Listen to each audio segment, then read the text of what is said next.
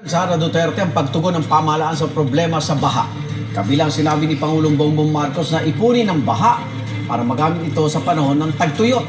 Sagot ng Malacanang, hindi alam ng busy ang ginagawa ng administrasyon dahil wala naman siya rito sa bansa. May unang balita si Marisol Abdurrahman. Sa isang interview sa The Hague, Netherlands, naghayag ng pagtutol si Vice President Sara Duterte sa iminumungkahi ng Amerika na pagtatayo ng ammunition manufacturing facility sa Subic Bay sa Zambales. Sabi ng bise, walang independent foreign policy ang Pilipinas kung iisang bansa ang kinikilingan nito. Ang nakalagay sa ating saligang batas, no, na meron tayong dapat independent foreign policy. Kung yung ginagawa ng gobyerno ay tungkiling sa iisang bansa lang, ibig sabihin nun, wala na tayong true independent policy. Ang mungkahing ammunition facility, bahagi ng Defense Cooperation ng Amerika at Pilipinas sa ilalim ng Enhanced Cooperation Agreement o EDCA. Ang sabi ni Pangulong Marcos, makakatulong daw yun sa pagiging self-reliant ng Pilipinas pagdating sa depensa. The United States is assisting the Philippines in what we call our self-reliance defense program, which is to allow us to be self-reliant and to be able to stand on our own 2 feet. Binatikos din ni Duterte ang pagtugon ng Administrasyon Marcos sa problema ng mga pagbaha.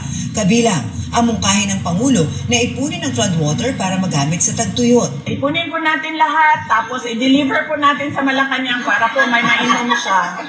Sabi ng palasyo, nakapagtataka raw na tila hindi alam ng bise ang Republic Act 6716 o Act providing for the construction of water wells, rainwater collectors, development of spring and rehabilitation of existing water wells in all barangays in the Philippines. Kinutya niya ang suwestyon na ito ng Pangulo na ipunin ang tubig ulan.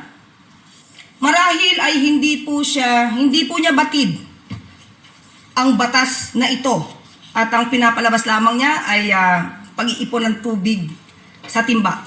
Pagdidiin ng palasyo, may direktiba ang Pangulo gaya ng mga libreng sakay at paghahanda ng food packs para sa mga naaapektuhan ng bagyong Krising. Hindi naman po talaga malalaman marahil ni Vice Presidente kung ano po ang pag-prepare ng administrasyon patungkol po dito sa bagyong Krising dahil wala po siya sa bansa at nagbabakasyon siya sa The Hague. Hiningan namin ng reaksyon dito ang bise. Ito ang unang balita. Marisol Abdurrahman para sa GMA Integrated